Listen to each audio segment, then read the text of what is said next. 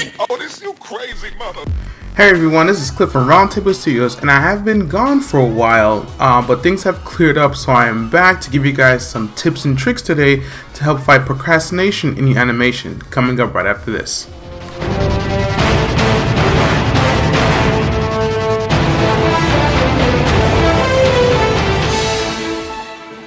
So what I'm going to do with these type of tips and tricks videos is that while I let you guys know what I think, I'll have my animation time-lapsing in the background. This clip is actually from the Genji vs. Grey Fox video that's coming up, but I had to reanimate a certain portion. But I'll go more into that during the behind the scenes, but until then, on to the video. The first thing I try to do is organize the things I need to do in a sheet or a document so I can prioritize what needs to be done. I know Evernote is popular, but I prefer to use Google Docs and Google Keep. Whether it's video ideas, strategies I want to implement, or scripts I need down to write, writing down your ideas and keeping them organized is a quick way to take that overwhelming pressure off of having much to do. Now, once you've organized your task list and scripts, it still may be a lot. If you're ambitious, like every procrastinator will say, you'll have a ton of ideas and really no drive for execution. Try to take it a step further and break down your ideas into monthly, weekly, and definitely daily deadlines or goals. If I know I have a month to do of animation, or I have a month to do a minute of animation, it's much easier to tackle 100 or 150 frames a day than try to run a marathon on the weekend. So setting up daily deadlines or daily frames for animation to do will make it a lot easier to go ahead and tackle those big goals. Now the next one, something personal I like to do, I call it sandwiching animation sets or sandwiching sets. But pretty much what it is doing something simple, doing something difficult, and then finishing off with something simple. Some people like to start off with the hard stuff first, or some people like to start off with the hard stuff first, and I can tell you right now that I know if I'm gonna do if I have something hard to do, or something time consuming, or something not really that fun, best believe I'm gonna find something else that I can try to find that's more important or more prevalent or just, more dire to do first. So how about all that is that once I start an animation, I try to start with either a cool camera shot that I have planned or something fun I haven't done before.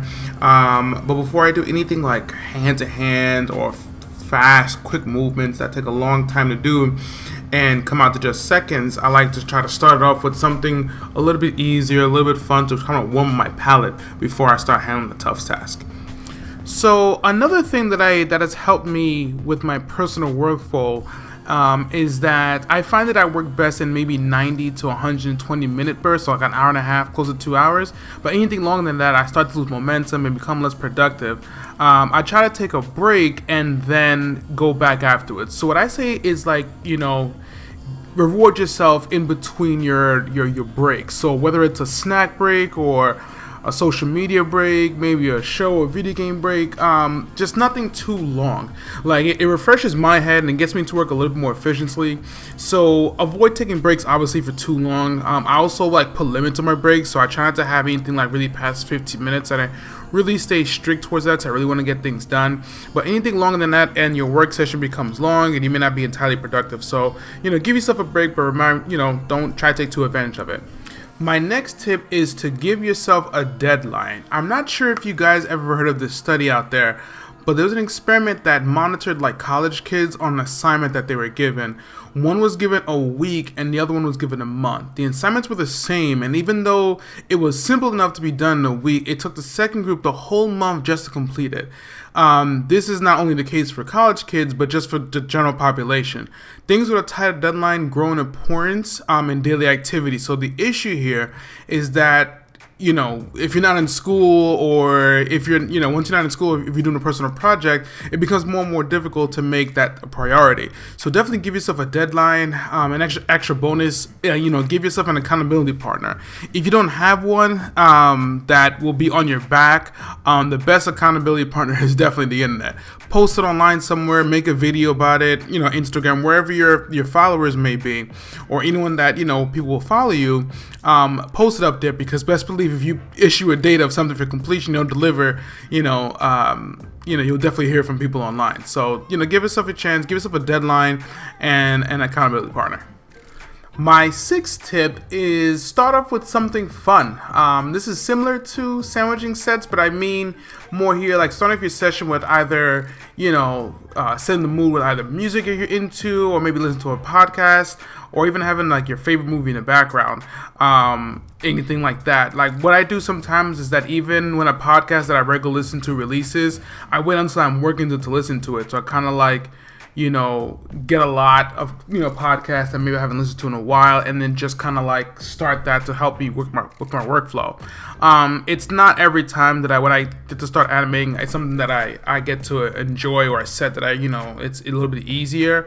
So sometimes having a soundtrack to a favorite movie or video game is easier to have. And my last tip, and probably the most important, is don't expect perfection. This is definitely a plague hitting most artists who don't entirely feel comfortable posting or sharing their art because they don't seem that it's quote unquote good enough. But this has been a struggle for me for sure, because in this day and age where social media puts us in a spot where we feel we have to be compared to each other, it's definitely, and more and more artists and animators come to light, the bar is being raised and expectations are high. So I personally have come to a point that, if it's bad or unfinished or at least amateur, art, it's better than no art or animation. You can always improve, and people are always much more willing to watch you go through your journey than expect like studio level perfection. So definitely don't be afraid to put yourself out there, and let's just try to help each other out, improve, and get us off our feet. Thank you so much for listening, guys. I would love to hear how you guys go over procrastination down in the comment section below. And if you like this type of video, want to see more like this, definitely click subscribe to see more. All right, once again, this is Cliff from Round Table Studios, and I'll see you guys in the next one.